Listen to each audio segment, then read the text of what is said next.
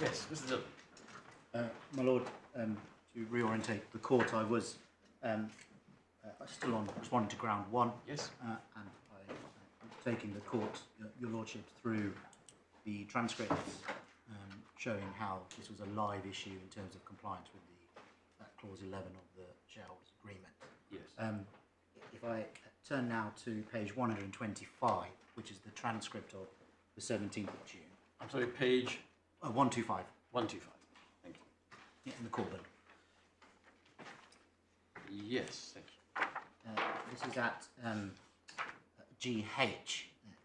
As I said, it's the 17th of June. Sorry. Forgive me. Page 123, just to answer your Lordship's question at H. Question asked of my learned friend. Yes. Is whether it was I, as claimant's counsel, who introduced section 35. And for completeness, at the bottom of 123H. At the bottom of H, I indicate to his Lordship that point of interest has been pleaded as due to be claimed on the amounts into date of valuation. The interest will be in the normal form under the senior court side. I seek interest as I put at paragraph 5 in my skeleton argument, either at 4 or 6%. So it was in my skeleton argument raised orally. Yes. Back to page 125.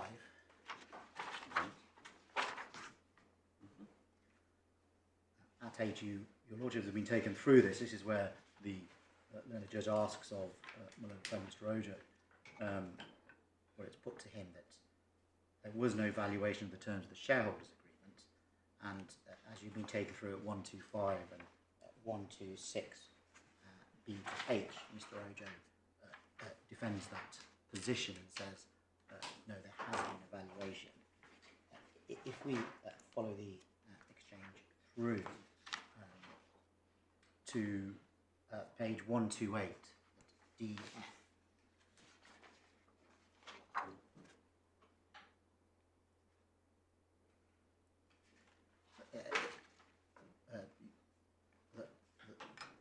His Lordship there says, coming back to you, Mr. Dillon, he then sets out what is the defendant's position, is that there's no valuation by an auditor, but there was a valuation by an accountant.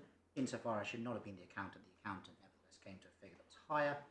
In that sense, not seem to matter the date of his letter, because your client was notified more than the sum he's getting now was paid into a bank account. It's there for him to accept. Therefore, interest should not run in circumstances where the shareholders' agreement says if it's paid into a bank account, it should be no interest. That is the argument. So, in my submission, the learned judge is fully aware of the defendant's position as to whether there was a valuation in compliance or not. I respond at G. The first point I make at G on the same page is there's no evidence whatsoever any separate accounts being held in a bank account. And then over the page at 129, the submissions I repeated before you is taking his Lordship through the Bruce Sutherland report and the Hubbard Lloyd report as to why they are not done in compliance with the shareholders agreement.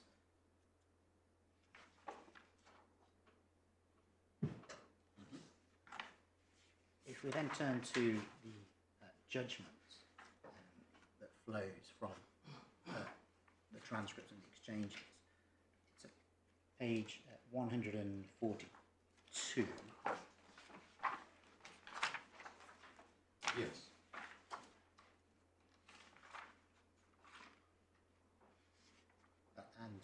Your Lordship has been taken to where it says it's accepted that the terms of the shareholders agreement were not complied with, and that concession was not made by Mr. Ojo. Sorry, my learned friend Mr. Ojo at that hearing. However, when one reads through to paragraph 11 on page 153, the learned judge sets out what the arguments are.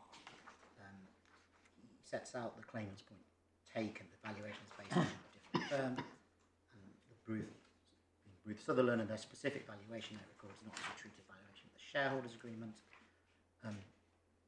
He says at paragraph 12 that letter cannot be treated as complying with the shareholders agreement. My position here is that the judge was entitled, on the basis of the exchanges and the arguments put to him, to come to that view.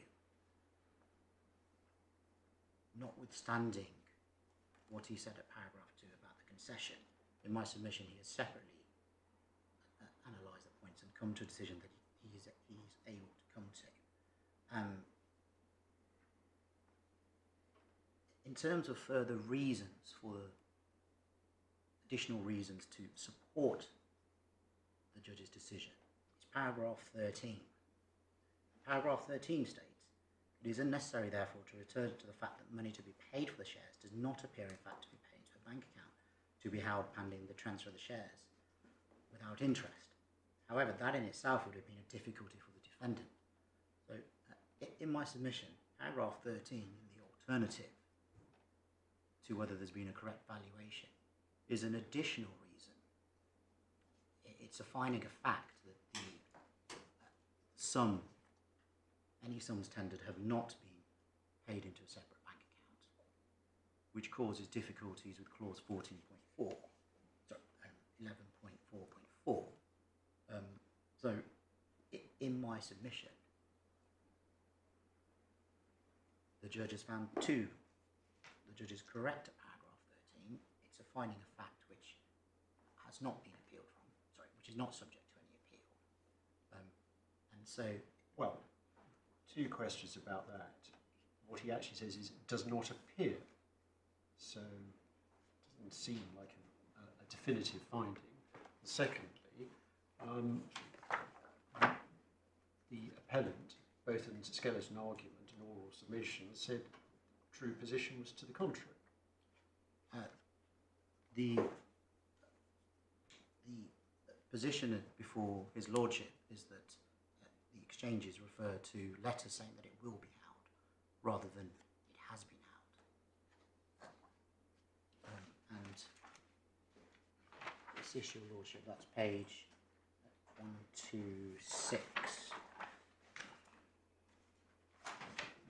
Well, just to clarify what I was asking you about, if you look at the appellant's skeleton argument in the core bundle at page 36, paragraph 7,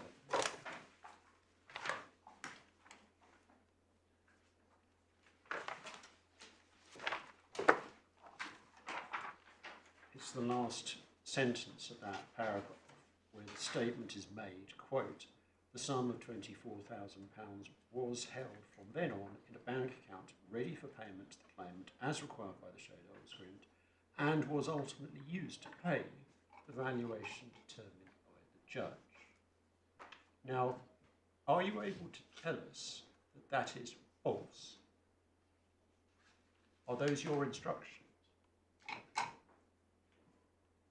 My lord, when this was put at first instance, I disputed this, that it has been held in a separate bank account for the reasons that... Is there some significance in your stressing the word separate? That would follow the provisions of clause 11.4.4.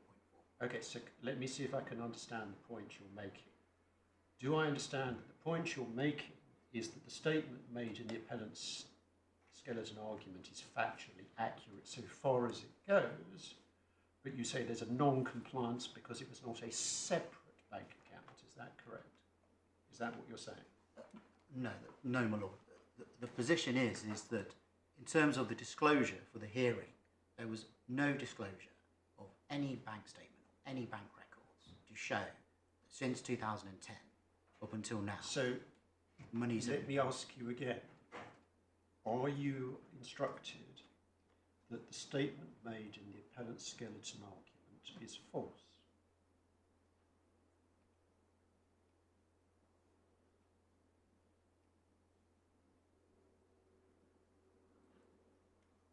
Lord, if I may just turn for a moment. Sure.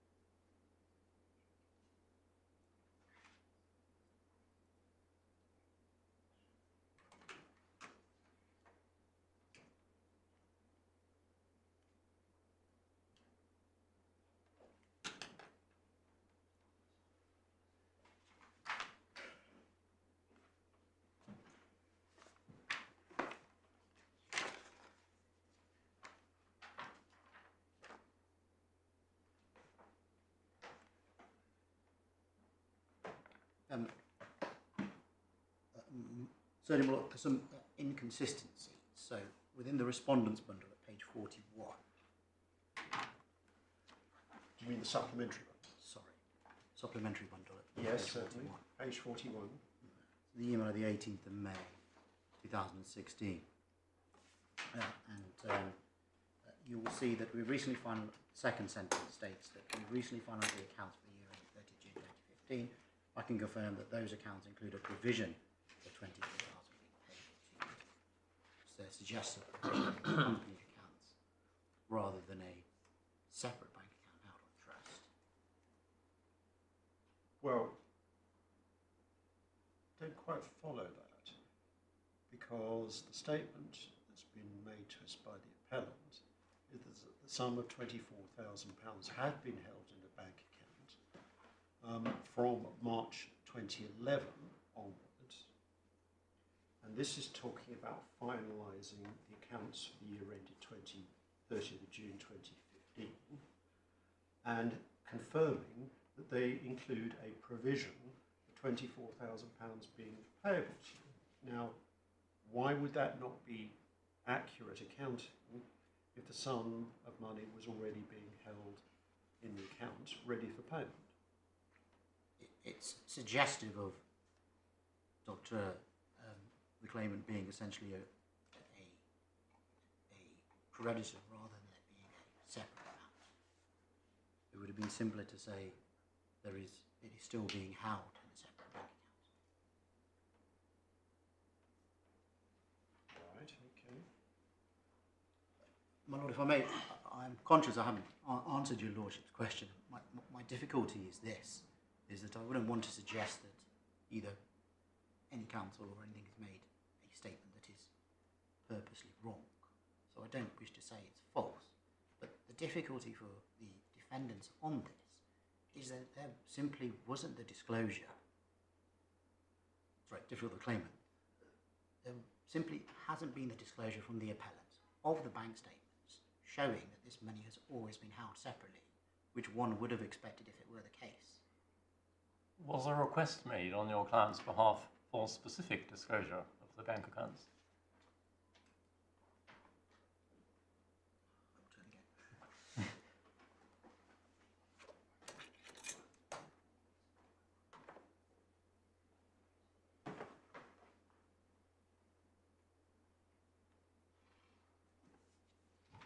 There was not a request for specific disclosure, but the point arose much later, during the course of these later two hearings on interests and costs, rather than at the stage of the trial. What I can say is that it was strongly denied by, strongly resisted by myself, and when Mr. Ojo's, when Leonard Friend is pressed by his lordship, it's page 126 and 127 and 127E.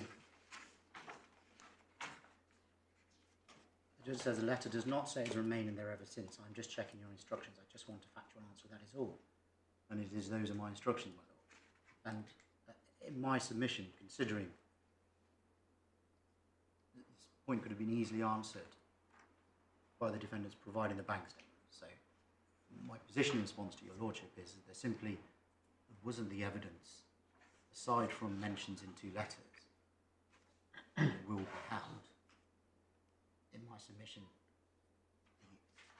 the conclusion, paragraph, page 144, paragraph 13, that the monies were not, appear not to have been held. In my submission is further than an appearance. And quite rightly so, because the evidence hasn't been provided by the defendants.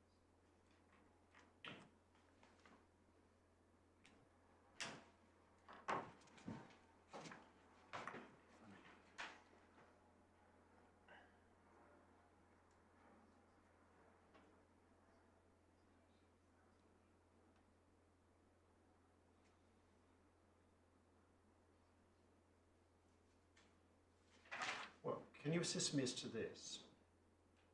As you've just pointed out, when the judge asked Mr. Ojo about the question of the payment, Mr. Ojo's clear response was that his instructions were that the money had indeed remained in the account.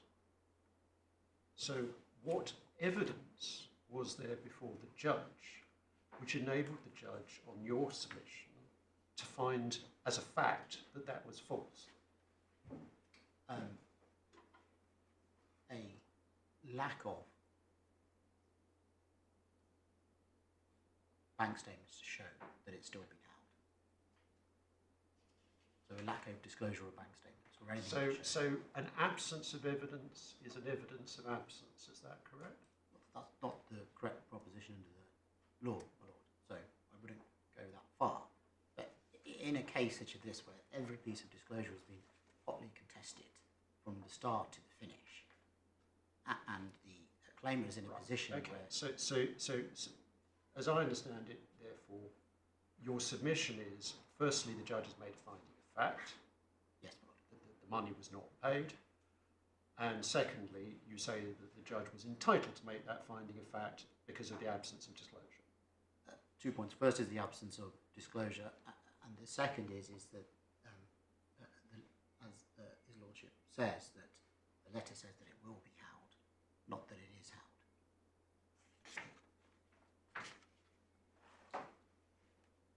Okay, thank you.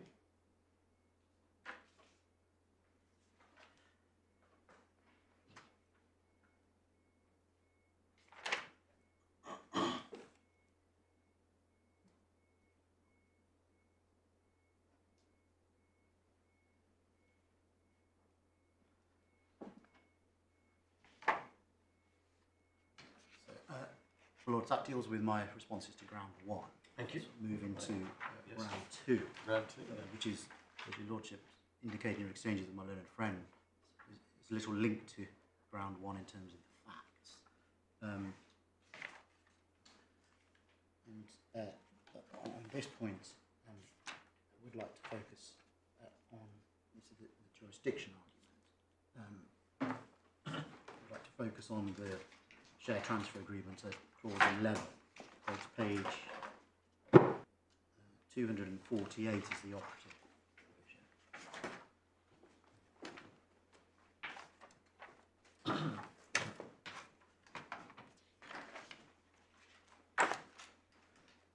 It is, Lordships have been taken to this. It's clause 11.4, and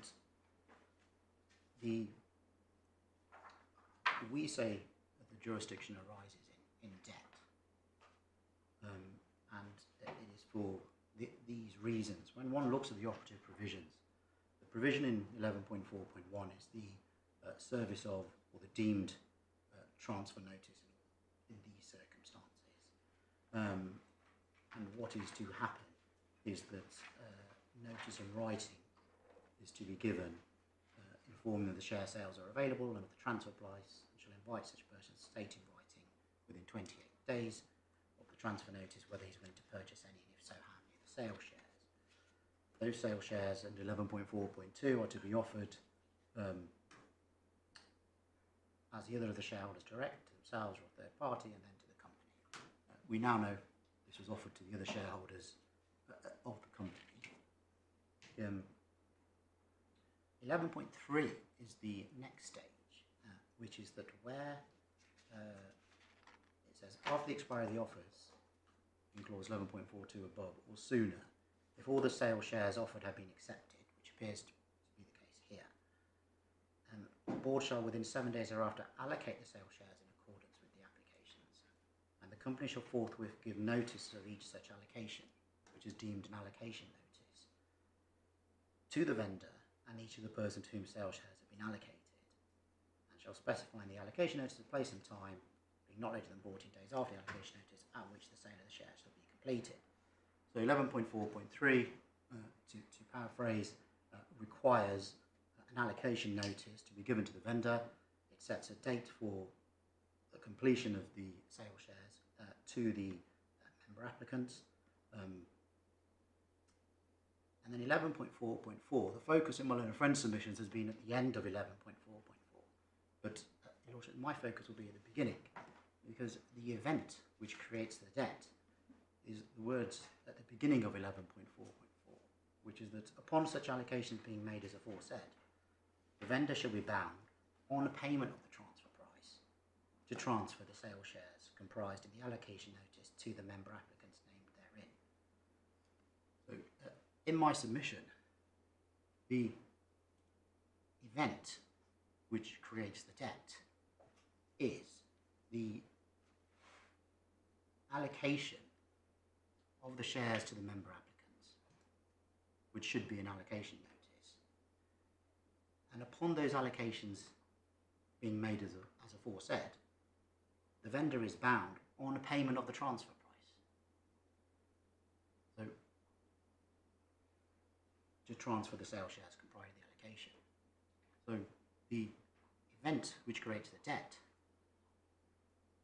is that, contrary to Malone and Friends' submission, it requires delivery of the share certificates to transfer the sale shares.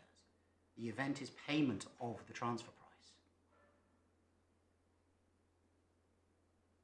It then goes on saying, if he makes default in doing so, the chairman of the time being the company, and your lordships to read that, essentially that they will be nominated by a resolution of the board, that they will be the appointed attorney of the vendor.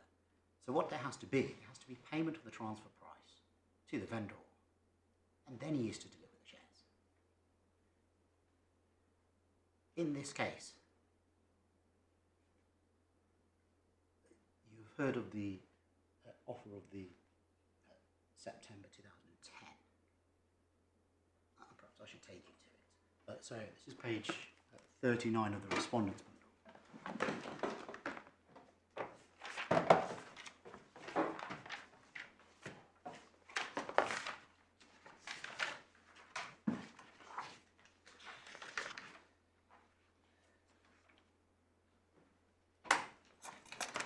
Your lordships will see that on page 39 it's headed PMS contract letter before action.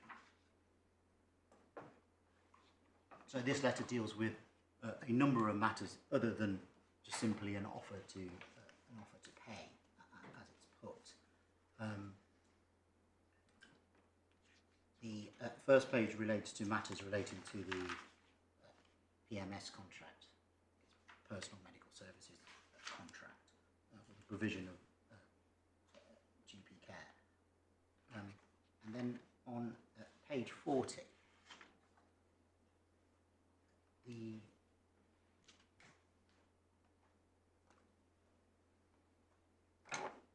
provision or the offer, as it's been relied on, is that the directors of the company determine the value of each share is £20. We understand that you have 1,600 shares. The proceeds of sale, which we estimate will amount to 32,000, shall be kept in a dedicated bank account until such time as you can produce your share certificate. In my submission, that is the opposite way around to the provisions of clause 14.4. Sorry, clause 11.4. Because for this to be an offer, for this to be compliant, what should have happened in the first instance is that payment for the sum of 32,000 should have been tendered. That would have created the obligation to transfer the sale shares.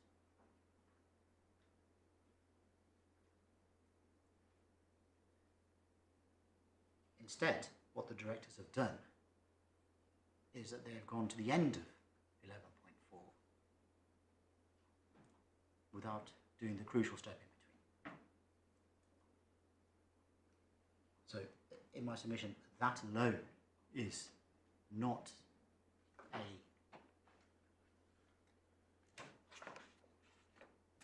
so in terms of the jurisdiction, and you've been taken to the case authority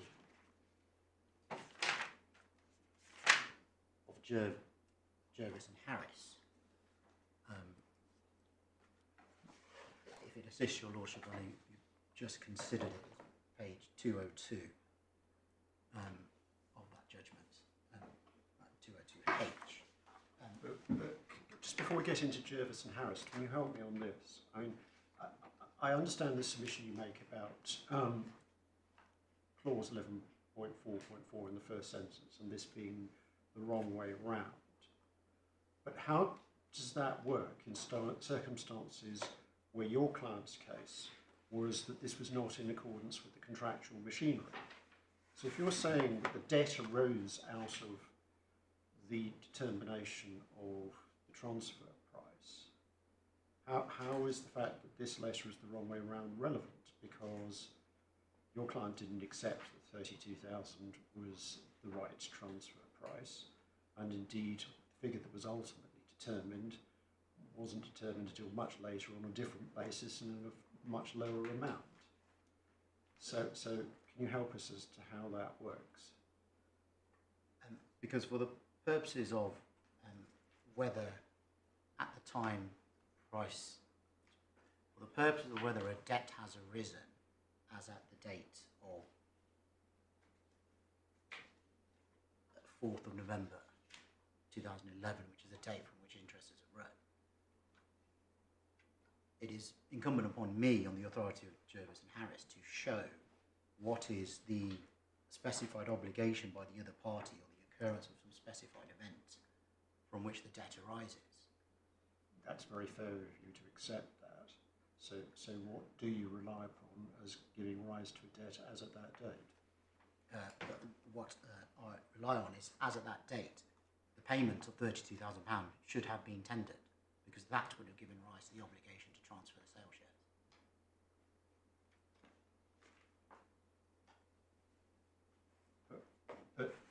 But the judge didn't find that the correct price was £32,000. That's why I was asking the question I did beforehand. So I take your point that there's one's got to look at 11.4.4 as a whole, and I take your point that therefore one has to start at the beginning and not at the end. I take that, and I also understand you say, all right, the question is at what point did the debt arise? And I follow entirely your argument that this letter of December 2010 is not in accordance with the machinery in the contract. It's the wrong way round. I follow all of that, but I'm still struggling to understand the last step in your argument, because you've just made the submission that therefore the debt arose on the 4th of November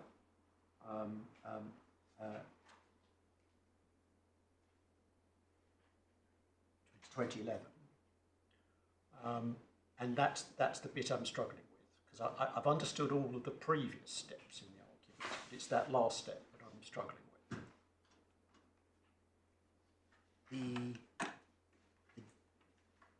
If your lordship would permit me just to try to put it a different way to answer the question, the transfer notice was deemed on 18th of April 2009.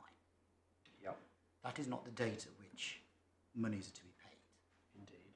And under the operation of clause 11.3, 11.4, the dates for the completion of sale would be the date at which money should be offered for the shares. And that date is 14 days after the allocation notice.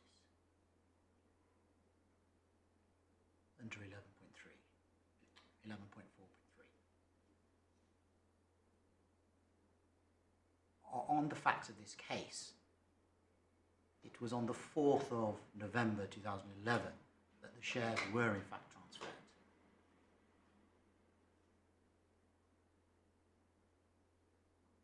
Or certainly that was the finding.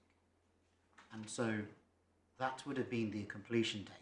No allocation notice has been served in this matter, but for the purposes of 11.4.4, it says upon the allocations being made as aforesaid. So, well, to be sure. So I fully accept what you've said just now about the date of transfer being the crucial date of the shares, 4th November 2011. Okay, that I can quite understand.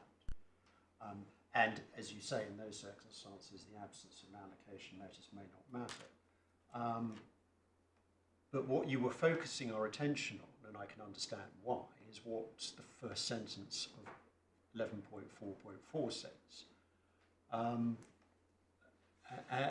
it says on payment of the transfer price. Now, why does it follow that there was an obligation to pay the transfer price as of the 4th of November 2011, given that it's your client's own case that the machinery for valuing the transfer price hadn't been implemented and indeed never was implemented? Because I'm seeking to answer that no interest should be charged.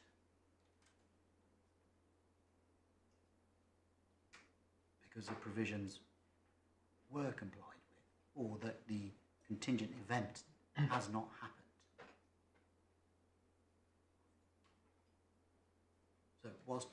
So I'm seeking to persuade the court that if the appellant wishes to rely on the submission, as it has done, that no interest is payable because the contingent event hasn't happened, the contingent event being the share sale certificate.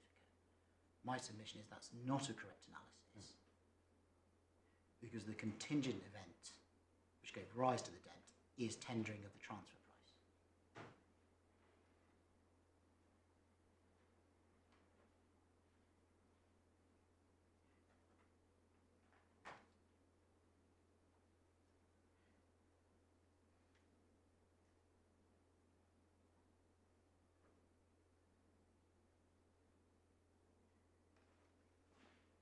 Is another possible way of looking at it that really it's what's envisaged as a completion date, which, if one takes the analogy of completing the purchase of a house, for example, after contracts have been exchanged, you then have really concurrent obligations which both have to be performed simultaneously. On the one hand, to provide the purchase money, on the other hand, to provide the conveyance. So isn't that perhaps the analogy that these things both have to be done simultaneously on the completion date? And neither can happen without the other. I perhaps would seek to differ from your lordship in this way. The wording of the first sentence is that upon payment of the transfer fee, he shall be bound. So Shall be bound. Clearly, well, there's clearly a... You would say that's sequential rather than Yes. sort of contemporaneous. Yes, because of the natural reading of the sentence. When one contrasts it to what is clear at the end of the sentence. Then shall be bound on payment of transfer. Yeah.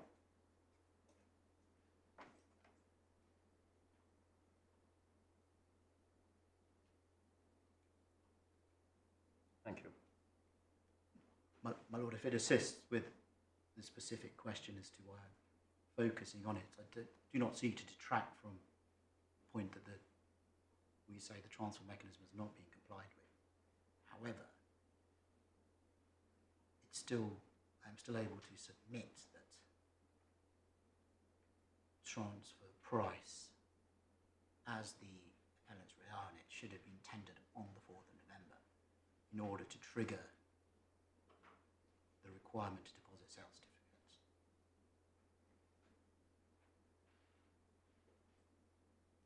And also in order that it is a debt, because the shares have been allocated, so therefore the debt arises.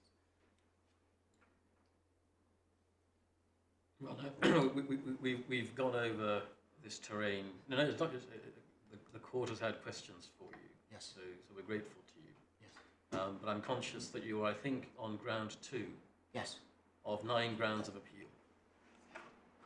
So you must present your case as you see fit. Yes. But I know that you'll bear in mind that we do have to get through quite a lot of territory. Yes. No. I'm grateful. Your lordship, also on ground 2, the case of Odyssey Aviation was cited in support. And in my submission, the Odyssey case can be distinguished on 2 grounds.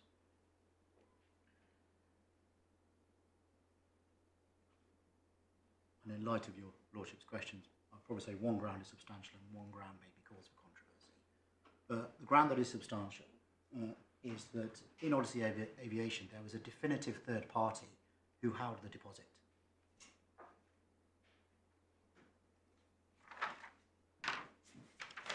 And so, in the judgment of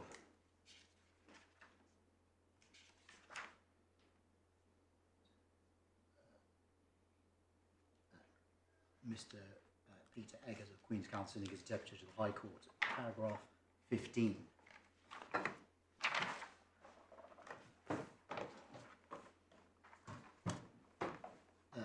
He states that Odyssey is not entitled to an award of interest because the court does not have the statutory jurisdiction to award interest on the grounds relied on by Odyssey. And he explains in paragraph 17 of this case that the citing sections 35A of the Act and the words in italics in the sentence on the third line, he said this provision contemplates that the relief which a claimant seeks is the recovery of debt or damages from the defendant. In the Odyssey case, the relief was not sought from the defendant, the relief was sought from a third party. That is not the case here. The case here is that the relief sought is directly against the defendant.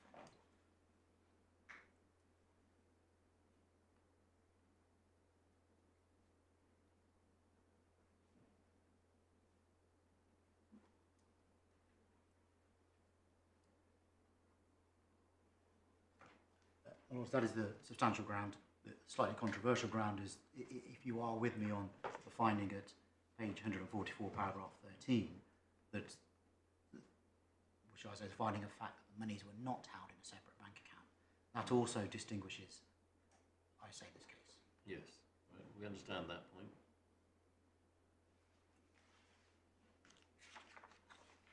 And if it assists, I also, if your lordships are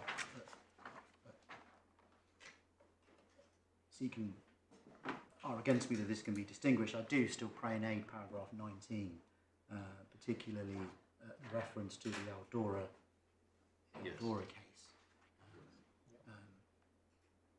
And perhaps I can put it this way, that it would be a curious result in this case if in a shareholders agreement where a price has to be paid for a mandatory transfer of shares, the party that takes the benefit of the shares can essentially avoid paying any interest and avoid and essentially have the benefit of the money. That would be a perverse result. It would not encourage compliance with the contractual requirements of a shareholders agreement when shares are to be transferred.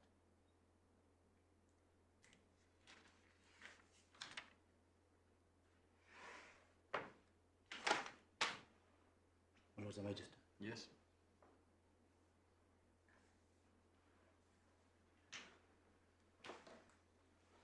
My lords, I then turn to ground 3. I've dealt with the jurisdiction. Yes.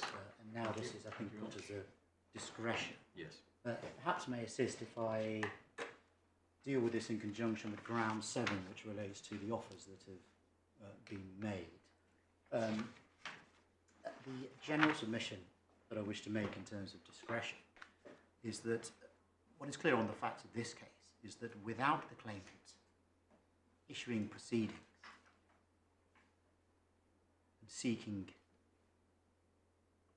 a court-appointed valuation, there would never be a valuation satisfactory. So I will say both parties. It was also a feature of this case in my submission that the issuing of court proceedings eventually led to disclosure in November 2021, which had been previously resisted, to allow any offers to be evaluated properly.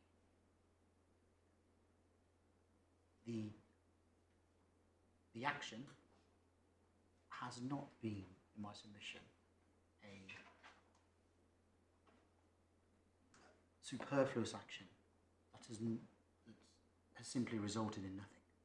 It has, despite the fact we are here before your lordship, it had resulted in some form of finality to put this matter to bed as to how much should be paid for these shares. And that would not have occurred without this action, and which is referred to by his lordships in the transcripts, which you've been taken to already, to my learned friend Mr. Rojo, is that without the claimants coming to court, they would not have got the remedy they seek. In terms of the points with regards to the offers as they have been deemed, I've taken your lordships to, I'll retake your lordships to page 39 of the respondent's supplementary bundle.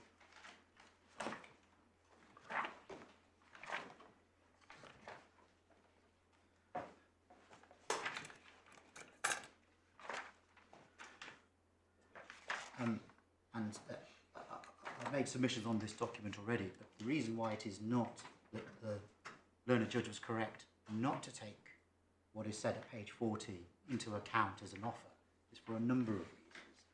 The first is, this is not a full and final offer settlement. When one reads the letter, it is clear that there are other causes of action. It is within a letter before action. There are other causes of action which the defendant is minded to pursue. The second reason is, as the learned judge, whereas the learned judge was correct, is that no valuation has been provided, no other document has been provided to evaluate, to allow the recipient to evaluate where the directors of the company have determined the value of each share is £20, whether that is a reasonable determination or not. Do you say it's simply irrelevant that if your client had accepted the offer of £32,000, he would have been a lot better off? The difficulty I have with accepting that is that this would not have ended the litigation. There are a number of other claims. That element of the litigation, wouldn't it? Well, a feature of this is that in the background at the time is that the defendant was claiming other sums from the claimant, which is in the context of this offer here. And that is why his learned judge says, my submission correctly, that this is not essentially a litigation offer, I believe are his words, to resolve all of the litigation. If one looks at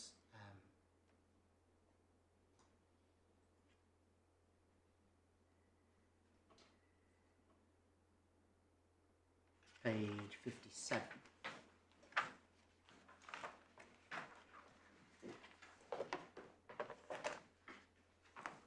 this is the offer of June 2011, and what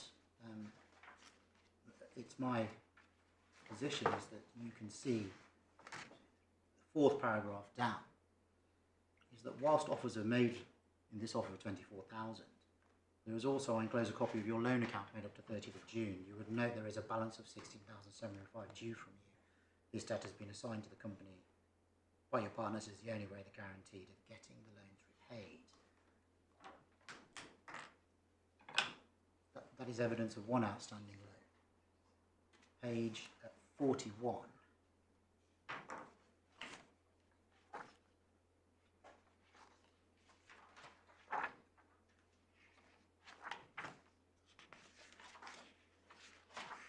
That is an offer of May 2016, and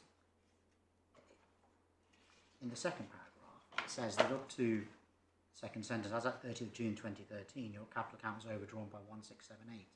In the year 30th of June 2014, your former partners elected to write this balance off as a goodwill gesture, but they reserve the right to entitlement of the money. In my submission, it is not simply a case of accepting the 32,000. Well, of course, by this date, the 32,000 wasn't any longer on offer. So, so far as that's concerned, you're pushing it a note and door. But nevertheless, if you look at the first paragraph, they offered £24,000. Yes. And they say the current directors of the company are happy to pay this amount to you if you accept the share valuation to be valid. So yes. Your client could have accepted the £24,000 and he would have been better off, would he not? I'll answer that question now. He would not have been, because by this stage, if I'm correct on interest, then interest was due from the 4th of November, and 24,000 would have been less than the amount found plus interest. But your client could have replied saying, I'll take the £24,000 as price for the shares, but you've got to pay me interest as well. Did he reply to that effect? He did not. He did not reply to that effect. But as I submit to Lordship below, there was clarification was sought of this offer, and then I believe this offer was then withdrawn some 15 days later. Page 59.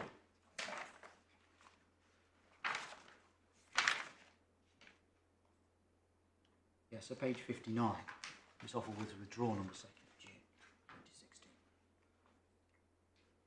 It's the email, middle of the page, 2nd of June 2016, 09:14:45.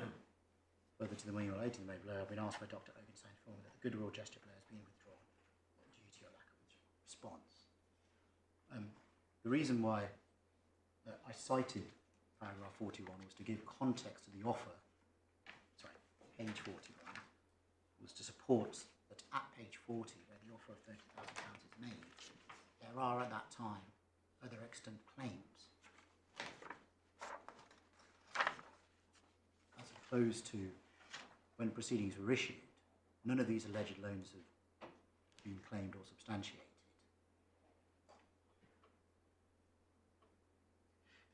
And so that is why I say, one of the reasons why I say the offer of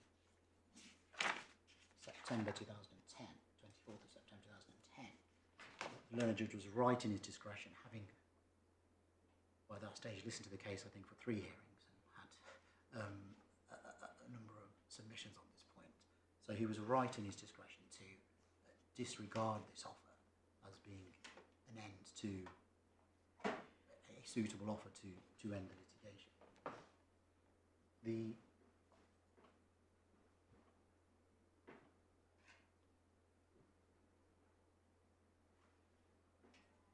So those are my submissions in regard of the September 2010 letter. In terms of I've taken your lordship to the 2011 letter at page 57. What I say there is that the amount offered is far below what is ultimately decided by the experts. The amount that's been offered is 7,294 in effect, and he's clearly done better than that offer. The 2016 offer, which I say of interest is added, which with the calculations for below, I don't think there's any dispute, is that with interest, the claimant beats this offer of £24,000. Yes, we understand that. I'm grateful. The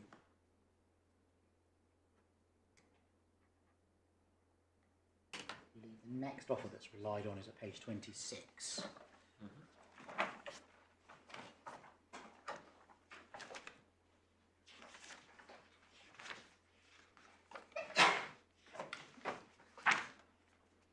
Which is the 3rd of July. And again, I'll take in short order. It's at page 27. It's a cheque being tendered for £24,000. Whilst you're trying to cash it, it's not depending on whether or not he accepts the transfer value of the shares. Well, in my submission, that wouldn't have ceased any litigation. The litigation would have carried on as to what exactly is the correct price and what he should have been paid. And in any event, that is less than he would have been due, subject to interest. But on page 28, they were saying that if the court determines the shares are worth more than £15, he will be entitled to recover the difference. That's correct, my lord, but it wouldn't. This accepting the 24,000 would not have put an end to the litigation. It would have continued. I understand that point.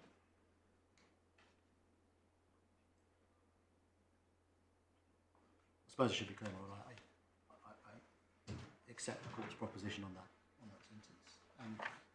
29 is the 15th of July offer, which is only 12 days after the 3rd of July. And here this offer is significantly less attractive. So the previous offer was only open for 12 days, which is too short a time as well to be taken into account. Page 31, it says the offer is over. The offer changes to still be £15 per share, and it says if the offer is accepted in this period, the claimant will be liable for the defendant's costs of proceedings to date, which will be capped at 50%. So, in my submission again, that's not an attractive offer. We then have page 32, I think, is the other offer my learned friends relied on, 32 and 33, which is the offer of £30,000.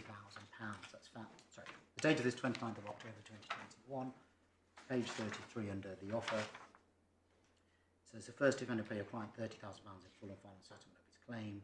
It's on the conditions acceptance 14 days, and then you're going to have 4 p.m. to file. Well, the position here is that again, this doesn't take into account the cost the claimant has expended to get to this stage. It's still less than the interest in my submission, if I'm correct.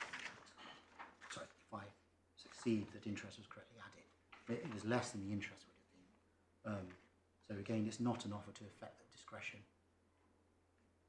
it's not an offer which would have affected the discretion of his lordship, so as to change the costs order.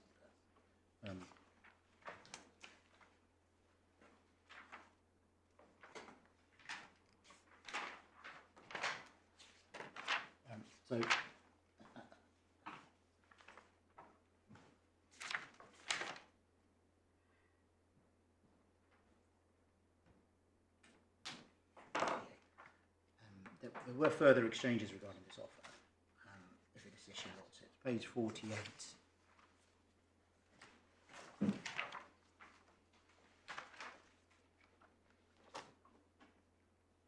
Those who instruct me, 29th of October 2021.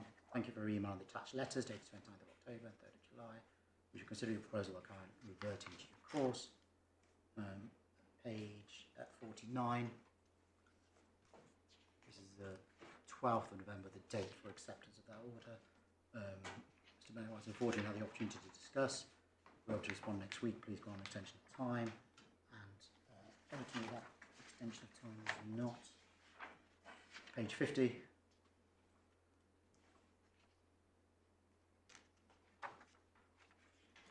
The extension of time was not granted. They're not willing to extend the terms of the offer. The purpose of setting the date was to avoid incurring the cost of an occasion by the disclosure of exile or any other costs from today. The costs of disclosure now being fully incurred and continuing. We say that was, the Lordships may consider slightly unreasonable if the cost of disclosure already been incurred by the 12th of November. The deadline in the initial letter was the 12th of November to stop those costs being incurred, so there's an inherent dichotomy there. But those are my submissions on ground 7 in relation to the offers. Turning back to ground 3, Yes. In my submission, and I'll try not to repeat because I fear, as my learned friend, I get quicker as I go through because I've been through the facts with your lordships, are that essentially, as I say, without coming to court, the claimant wouldn't have got the remedies he seek, he wouldn't have got the finality or the value of the shares that are required. The learned judge below was quite right to disregard the offers, as there has not been a competitive offer which would have ended the litigation. Yes, you have made that. Sorry, thank you. And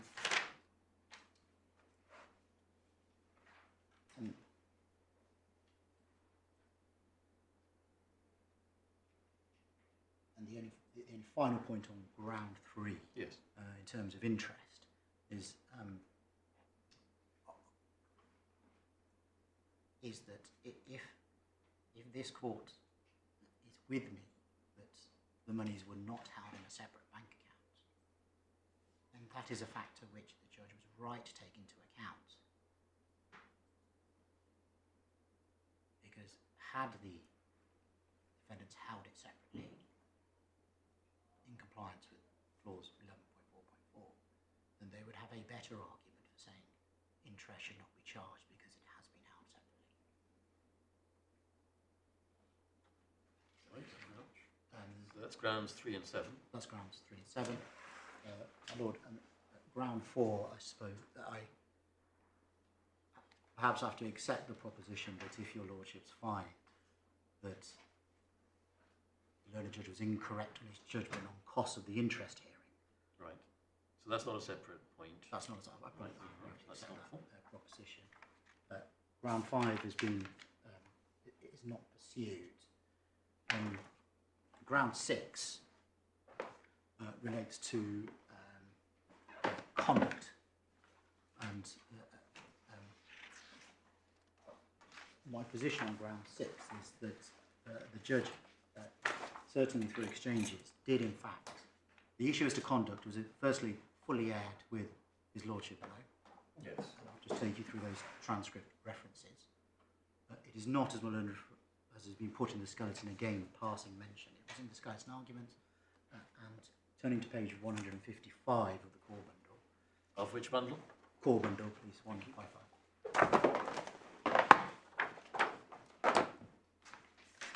Yes, this is the transcript. Of the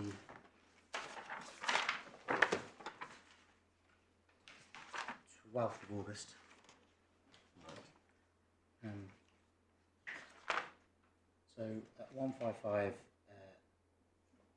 at 155G, the submissions I make to his lordship, I accept that I'm facing, as I put it, a bit of an uphill in terms of recovering the trial costs. The factors I rely on is paragraph 8, which I said, which is the conduct of the defendants throughout this period from the start of this litigation.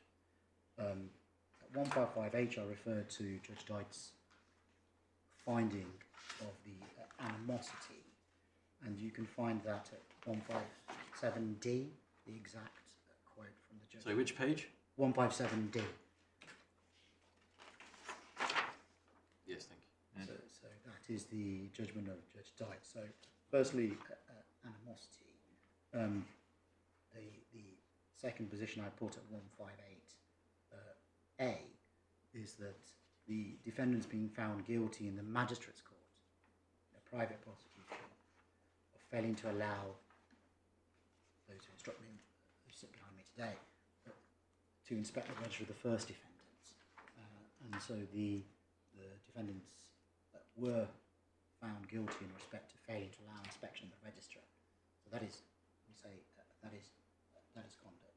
The point at 158 F and H that I make, and over the page, especially at G, is that essentially the secretary of the company stated in cross-examination that she had not prepared the register that was put in evidence, and I made that clear to the judge at 158H, and what I say at 159B is a letter was sent by those who instruct me, and this allegation has been unanswered by the defendants at any stage. Finally,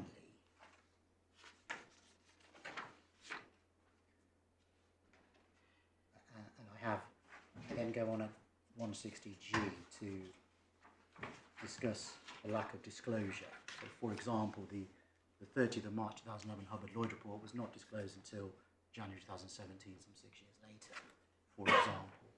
The disclosure wasn't done without a disclosure order from the court, and that was November 21.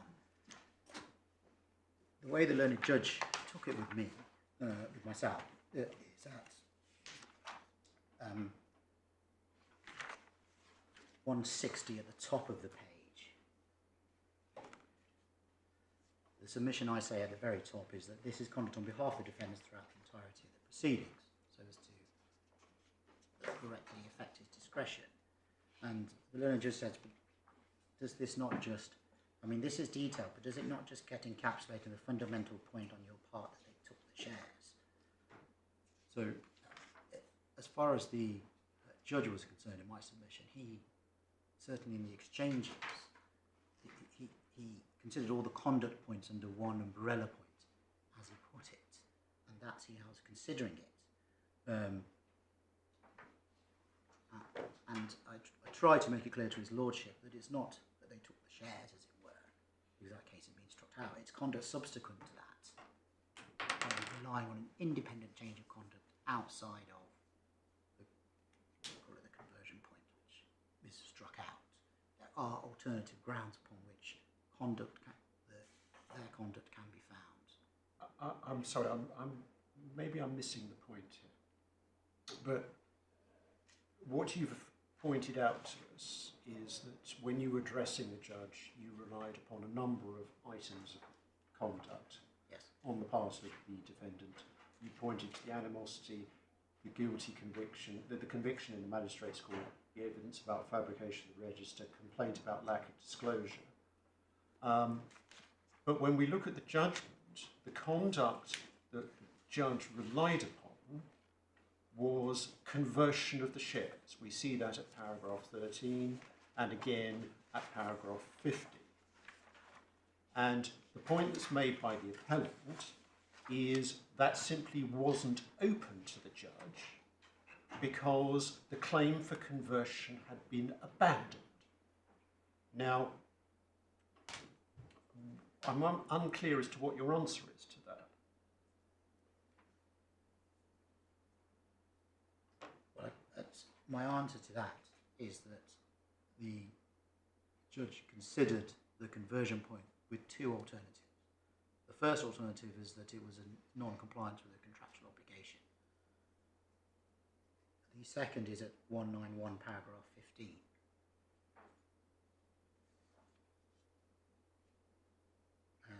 Where he says, further alternative, the problems of unilateral conversion of the shares and or the claimant not being in a position to value the shares himself.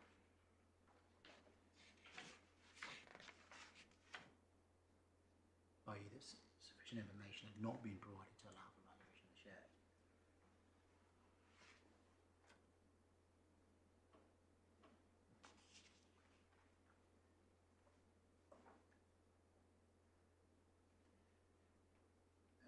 And perhaps there's an additional point, my lord, which I can perhaps put this way, is that just as his lordship took into account, this court may wish to take account that when one steps back, no, in my submission, no offer of payment at any point reflecting the true value of the shares has been made. And by that I mean that is the value of the shares as deemed by the expert plus interest. It's later. But there wouldn't have been any interest if he'd accepted it when it was made, whenever it was, 10 years ago or more. There would have been no interest to pay. Because actually what was being offered was higher than what the expert eventually valued the shares as being. Yes, my lord, my response to that is that had that offer been solely for £30,000, and that is all that was in the letter. Sorry, solely for the... So had that offer on the 24th of September 2010, in that letter at page 39, been we offer you, send us the share certificates and you have 32,000. Had that been all that's in the letter, then I would be in great difficulty. I see, all right. But understand. Yes, but there are a number of other matters in the letter, so I don't think it can be read as simply as you'll receive 30,000. You took us through that in some detail, for which we're grateful.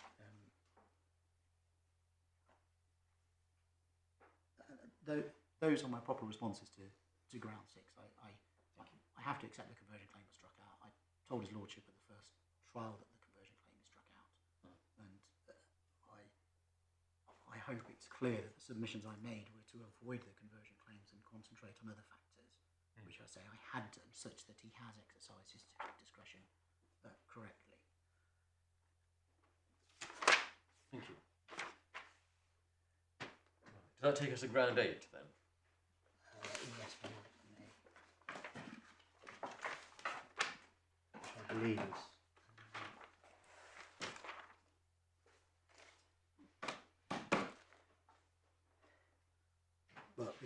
Yes, sir, I think one of the friend puts it as having regards to the matter set out above. Yes. I suppose I can repeat that, but saying having regard to the matters I've said, it was not. It's not falling outside the range of reasonable disagreement. That perhaps is especially so now that ground 5 has not been pursued.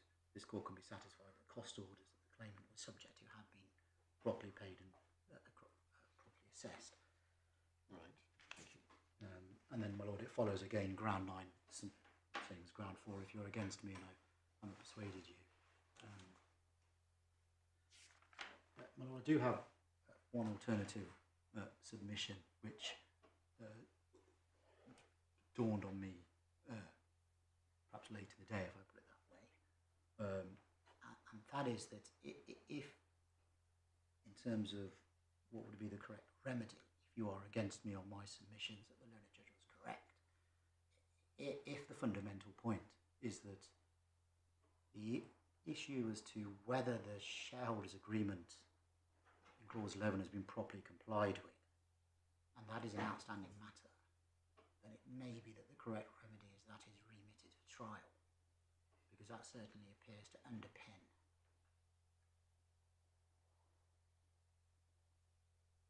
And I must apologise, I haven't had time to canvass that with my learned friend, so that is a new point, not in my skeleton. So I apologise in that regard that it's late in the day. Lord, if I may just turn.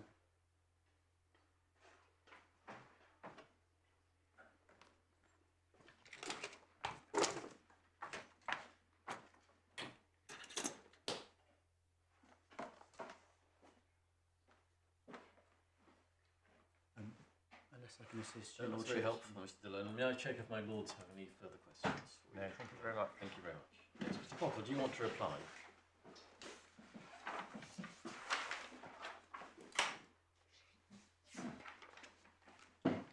I'll take the points roughly in the order that my learned friend addressed them. He made submissions on the construction of the shareholders' agreement and the meaning of the word auditor, whether an auditor encompass an accountant who had replaced the previous accountant who had been named as the auditor. We say that's a potentially interesting point of construction, which wasn't considered by the judge and which this court is not in a position to consider now. There was evidence, there were witnesses who were lined up at the trial to give evidence on matters, including matters which touched upon the auditors, the accountants, what they did. But the point simply wasn't pursued at trial, and my lords simply can't decide the point now. But even if my learned friend was right, and the defendant had the shares valued by an accountant who wasn't an auditor, well, where does that go? Is there a claim for damages that if they'd appointed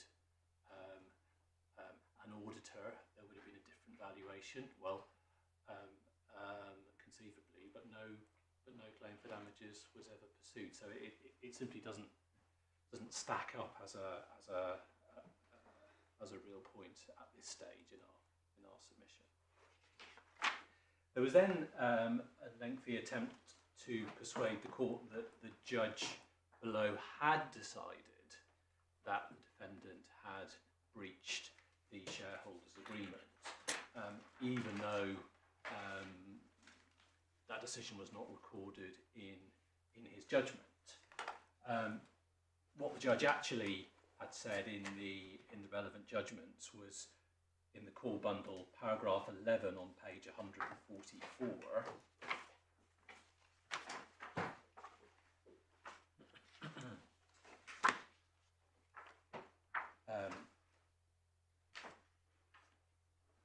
Where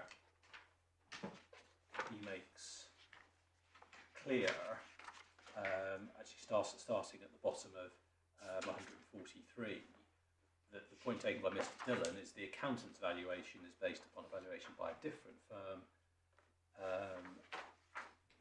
and there's also a matter of dispute which I've not been asked to resolve.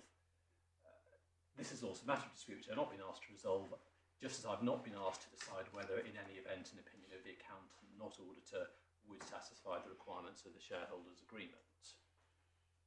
And one also has the the finding in paragraph 15 of the trial judgment that the issue of compliance was academic, quote unquote, in the judge's view, and that's page 113.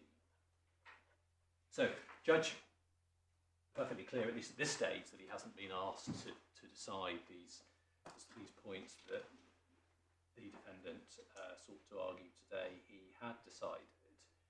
You were then taken through the transcript of the trial, beginning at page 79 of the core bundle, where my learned friend did make some submissions on compliance with 11.4 of the shareholders' agreement. So far as I understand it, and perhaps if I could ask you to look at page 79, when my learned friend starts on compliance, at the very bottom of the page at letter H, the judge says, "This matters because," and my learned friend says, "This matters because it goes to the central issue of whether the claimant still owns his shares." And the judge says, "But I do not need to decide that for this purpose. If he does not, then all this is a complete waste of time. I'm not going to pay anything." Just unpacking that a little. First of all, my learned friend is clear that the reason he's pursuing the question of compliance is not because he's arguing a claim of breach of the shareholders' agreement, but because he has this, I'll call it a creative argument, that the claimant still owns the shares and therefore is entitled to sell them at today's value. That's what he sought to argue, and one sees that if one tracks through the transcript and the references which my learned friend gave you, and the judge wasn't having any of that. He says if the claimant doesn't own his shares, this is a complete waste of time. As I pointed out this morning, of course, the claimant didn't own his shares, but he was entitled to be paid for them. But there was obviously some confusion on the judge's part. Yes. In any event, that seems to be the purpose of the argument. And my learned junior at page 90, as you were shown, makes perfectly clear in the light of indications from the court at letter 90, letter E, that he won't be dealing with the issues of failure to comply with clause 11.4, and no suggestion by the judge that he ought to do so.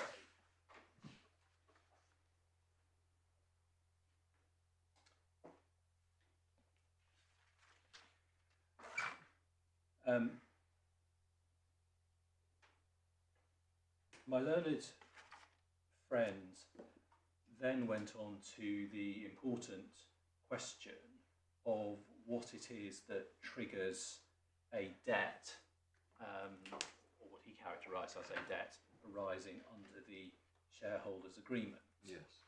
And he took you to clause 11.4.4, as I had done, and he said the answer to the question of when the debt was triggered, created, was in the first sentence of 11.4.4 on page 248.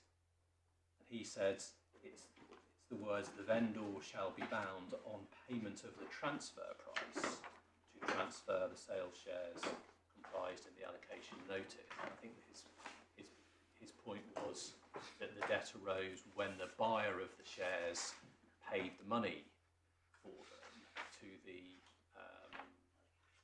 vendor. I think was his submission, which occurred on transfer in November 2011.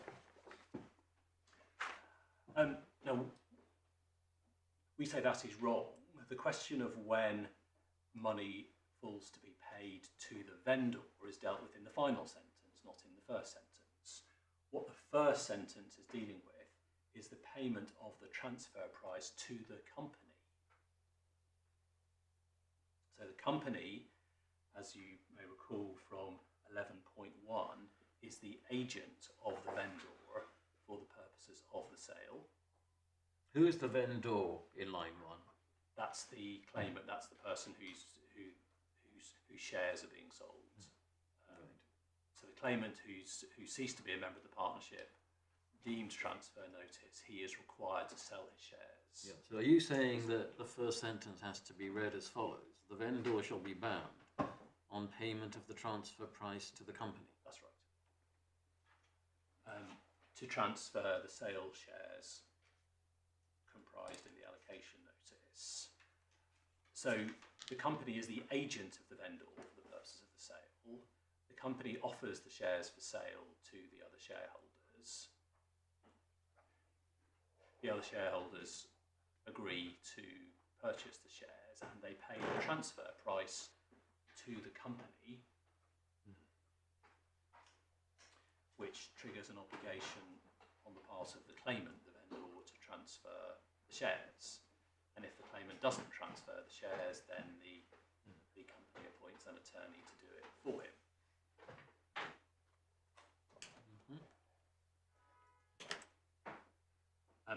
And it's not until one gets then to the final sentence, at the end of all of this, the board shall forthwith pay the purchase money, that's the money paid by the vendor to the company, into a separate bank account in the company's name, and hold it on trust until the vendor shall deliver up the certificates. At that point, you shall thereupon be paid the purchase money. Do we implicitly have to add in brackets, but without interest? Well, yes. I mean the words "but without interest" are in the third line from the end, but attached to the obligation to pay into a separate bank account. But yes, we say it is simply the vendor gets what the purchaser paid for the shares. The difficulty is, I completely understand the argument, Mr. Cottle, but the difficulty, it might be said, at least as a matter of justice, if not law, and the two are not always the same thing, might be said to be that, as my lord observed earlier this afternoon, usually when you have the sale of property, whether it's real property or personal property, what happens is that there's conveyance of the title in one direction and there's payment of the purchase price in the other direction. And if there's some delay in the transfer of the purchase price, then the law tries to deal with that problem by, in principle, making interest available, because in the meantime, a person who should have had their money has been kept out of their money. But if you're right, and you may be right, your submissions seem to amount to this, that in the circumstances of this case, the company was able to take the advantage, and ultimately the other shareholders were able to take advantage of having the conveyance of title in this claimant's shares a long time ago, in 2011, as I understand it. But no interest is payable on the purchase price, even though there's been a long delay.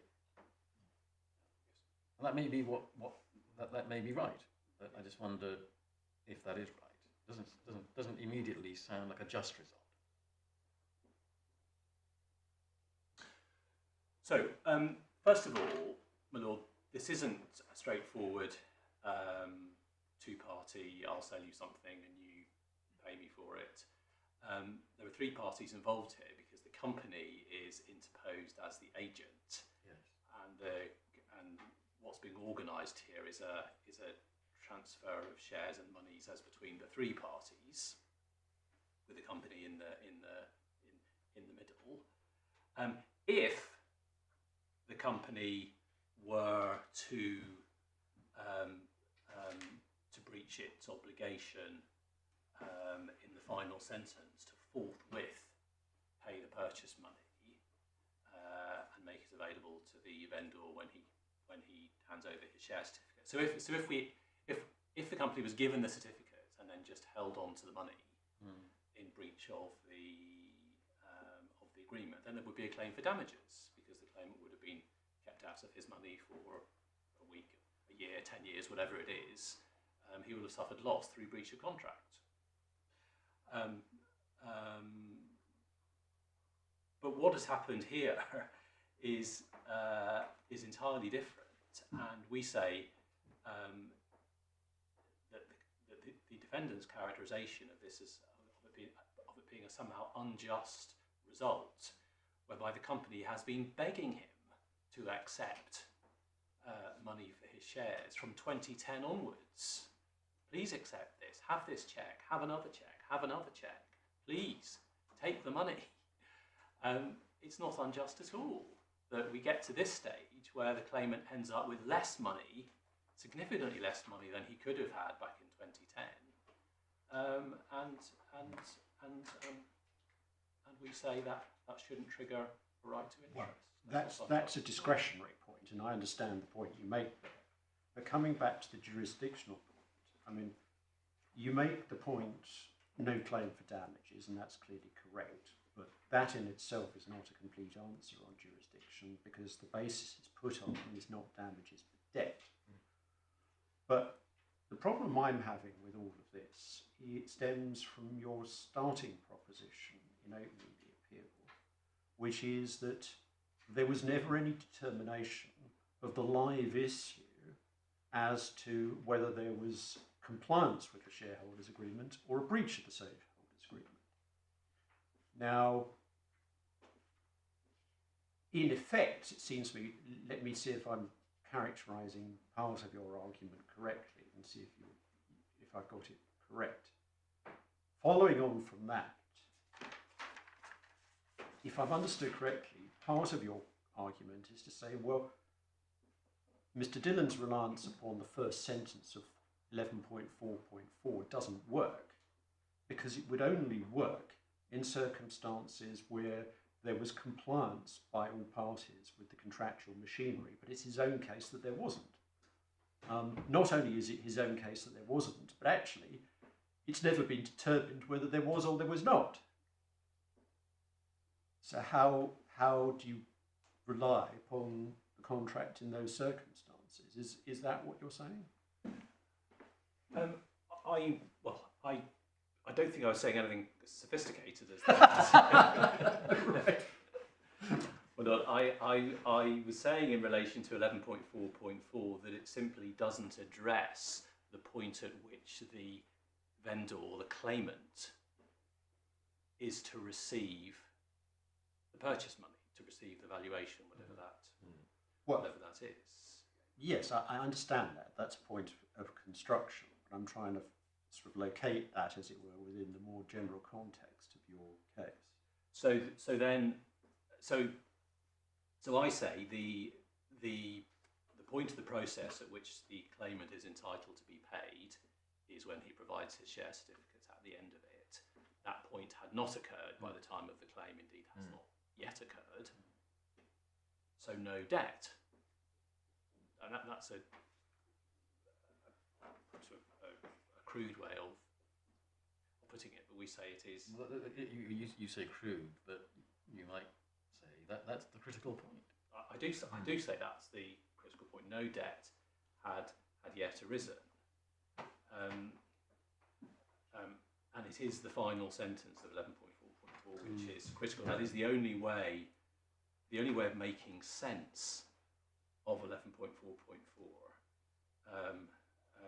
is to understand that the company gets the purchase money in from the other shareholders who buy the shares, and the company then pays it out to the vendor as per the final sentence. If there is delay, default, then there may be a claim. And of course, the parties, you would say, have expressly contemplated the situation of what is to happen about interest.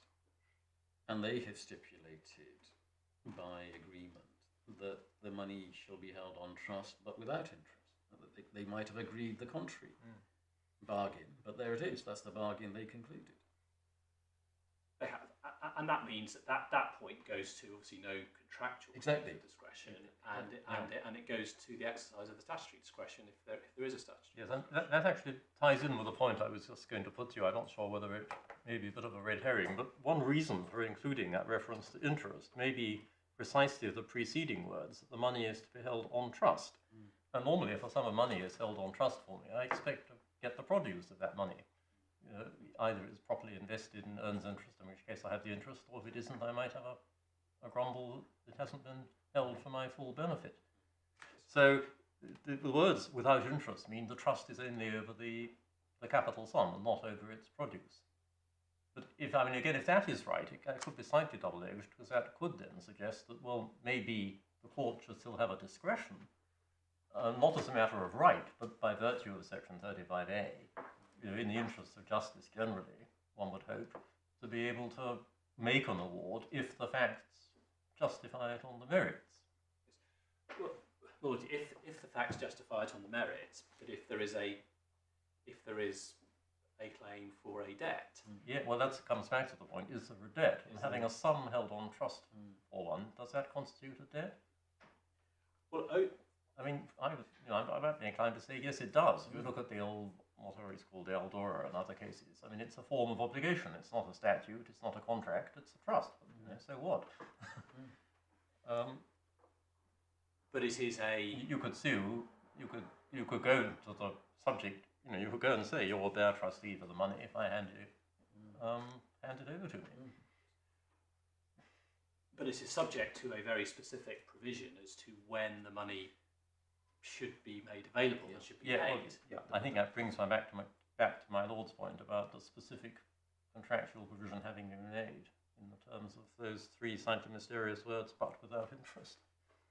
Yes. And also the provision of the certificates. Because it comes back to, even if there's a debt, when is the debt payable? Exactly. And your submission is it's payable when the certificates are tendered and not before. So it's a conditional debt, going back to, I think, where I was trying to put it to you at one stage this morning. Yes, and for that reason, and the other reason I gave around when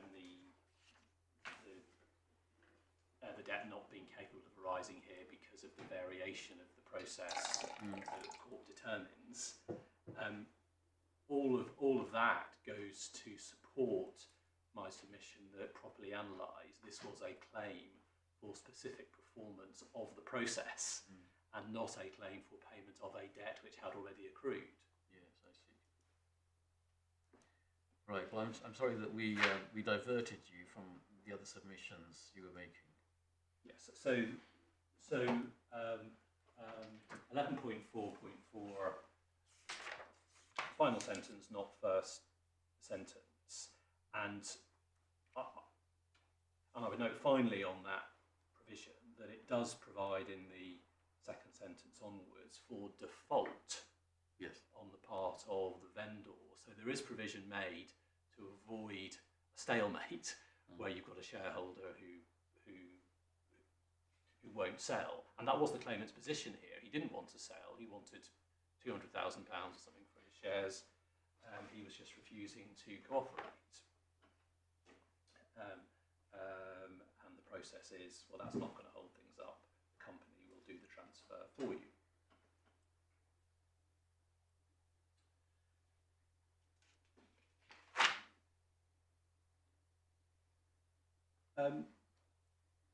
In relation to ground 3 then, which was the exercise of discretion on the award of interest if there is jurisdiction, my learned friend spent most of his submissions analysing the various offers that were made to his client and arguing as to why they weren't sufficient in the circumstances. Query whether that material really goes best to interest or best to costs, but I'll answer it now. He was justifying his client pursuing the proceedings as he said the only way to get a valuation which was satisfactory to both parties, the only way to get finality in the dispute between the parties. He said the action was not superfluous, and it put the matter to bed, in his words. But, my lords, it simply does not lie in the mouth of a party who has, it turns out, behaved unreasonably in refusing to settle at an earlier stage, to say, well, the only way of the parties being satisfied, i.e. of me being satisfied with the valuation, was to take the matter all the way to court. What the court does is to look at the outcome and measure that against what the claimant could have had at earlier stages of the litigation, and indeed before the litigation in 2010, 2011 and so forth. And my learned friend has an argument about the 2010 offer. He says, well, that simply got the 11.4.4 procedure the wrong way around. As if that's a response to the offer of the significant offer which was made. We don't accept it is a sufficient response, but it doesn't, we submit, get the process the wrong way around. What the defendant was doing, what the company was doing in the 2010, September 2010 offer, was it was saying to the claimant, we propose a valuation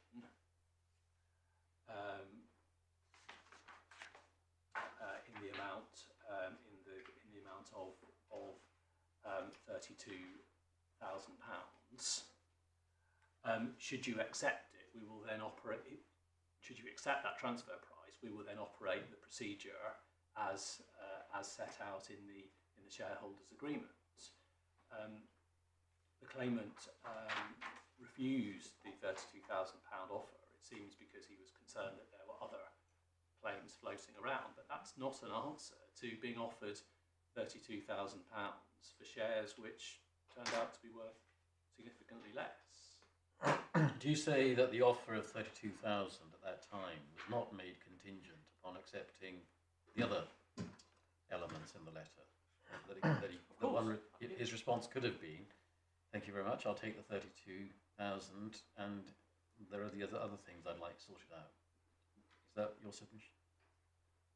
That is absolutely my submission. What the letter says is, on page 40 of the supplementary bundle, is £32,000 kept in a dedicated bank account until you produce your share certificate, not until you pay us the other things or satisfy us on the other matters. If you give us your certificate, you can have the money, and the other matters will fall to be resolved in normal course.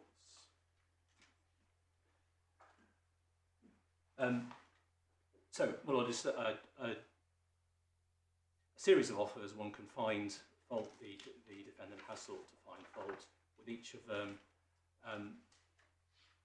The £24,000 offer in 2016, he says, well, that's less than the shares are worth if you include interest.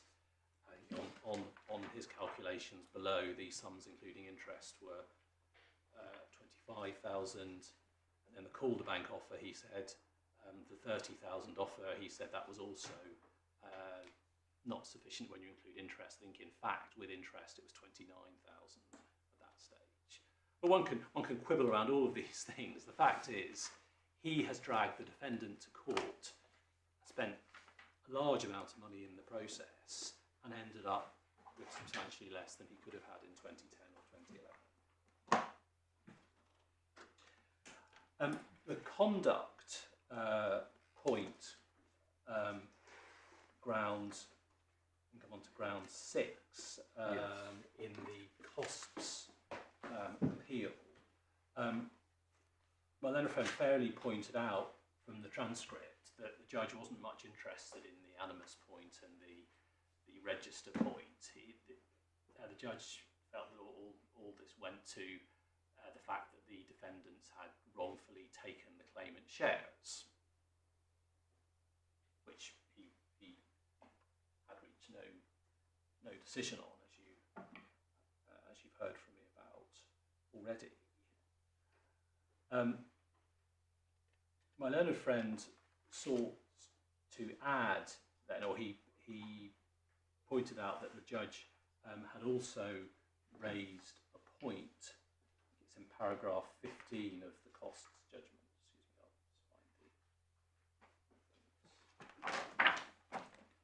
Paragraph 15 of the costs judgment on page 191, that as well as unilateral conversion, the judge had dismissed the relevance of the previous offers on the grounds that the claimant was not in a position to value the shares himself. But the shareholders' agreement doesn't provide for the claimant to be, or for the vendor to be provided with or consulted about the valuation which the company obtains. It's a matter for the company to follow the process, for the company to inform the purchasers of the shares what the transfer price is, and then to pay the claimant whatever that transfer price happens to be in due course. Simply no obligation, no basis for criticising, for dismissing the offer that the claimant wasn't given full disclosure at an early stage of all of the relevant documents.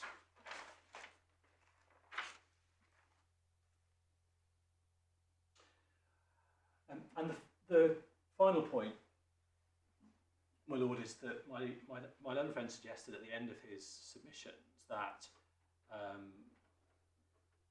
if you were sympathetic to my submission that the judge hadn't decided the central, or what turned out for him to be the central issues of breach of the shareholders' agreement by the defendant, that the remedy ought to be to remit that issue to trial. We say that that's wholly unrealistic, and indeed reflects a lack of reality on the claimant's part, which indeed resulted in this matter coming to trial when it ought never to have done. It is time for finality. I'd also point out that the defendant argued to you that in his submissions just before short adjournment, that he'd been entitled to go to court because the valuer, Ms. Hart, had produced two different valuations, and he was entitled to go to court to seek to secure the higher of the valuations. Well, the difference between the two valuations was £138. But again, in an atmosphere where one party is prepared to go as far as necessary and at disproportionate cost, well, that's the sort of thinking which one gets, but it shouldn't be rewarded, and the defendant shouldn't be penalised in having to pay the claimant's costs which have resulted. Excuse me.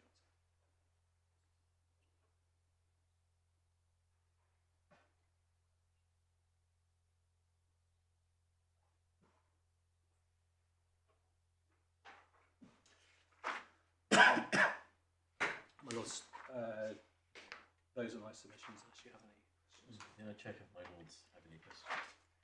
No, we're grateful to all concerned, not only the advocates, but all the people who've been involved in the preparation and presentation of this appeal. We will reserve our judgments and take time to consider what we've heard. In the usual way, our draft judgments will be circulated in a draft form on a confidential basis.